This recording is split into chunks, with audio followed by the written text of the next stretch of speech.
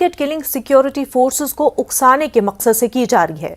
उन्होंने कहा कि सिक्योरिटी फोर्सेस को गलती करने पर उकसाने की कोशिश की जा रही है ताकि लोग एहतजाज करके सड़कों पर निकल सकें।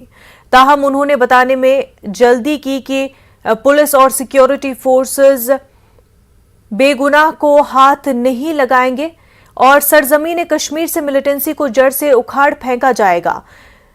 कुलगाम में ट्राइबल यूथ हॉस्टल और मॉडल रेजिडेंशियल स्कूल का इफ्तिताह करने के मौके पर एलजी ने ये बातें बोली।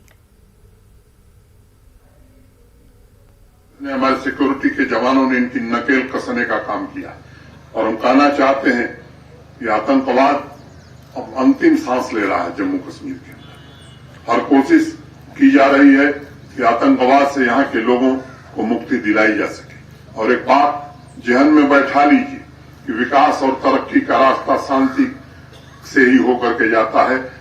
ऐसी स्थिति में विकास नहीं हो सकता, तरक्की नहीं हो सकती। मैं आप सबसे निवेदन करना चाहता हूं और मैं ये जानता हूं ये डेस्परेशन में काम किया जा रहा है और इसलिए किया जा रहा है कि जम्मू कश्मीर प्रशासन की एक नीति है कि बेगुनाह को छेड़ो मत और गुनहगार को छोड़ो मत। जानबूझ करके लक्षित हत्याएं की जा रही ताकि पुलिस के द्वारा, सिक्योरिटी फोर्सेस के द्वारा कोई गलती हो जाए, किसी निरपराध आदमी की जान चली जाए और लोग सड़क पर आ सके। ये काम हम लोग कतई नहीं करने वाले।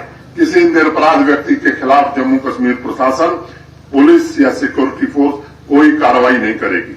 मैं आप सबसे निवेदन करना चाहता हूं कि आज वक्त है और ये समय की आवश्यकता है कि आप सब भी आगे आवे और इस आतंकवाद के खात्मे में जम्मू कश्मीर प्रशासन का, पुलिस का और सिक्योरिटी फोर्सेस का साथ दें।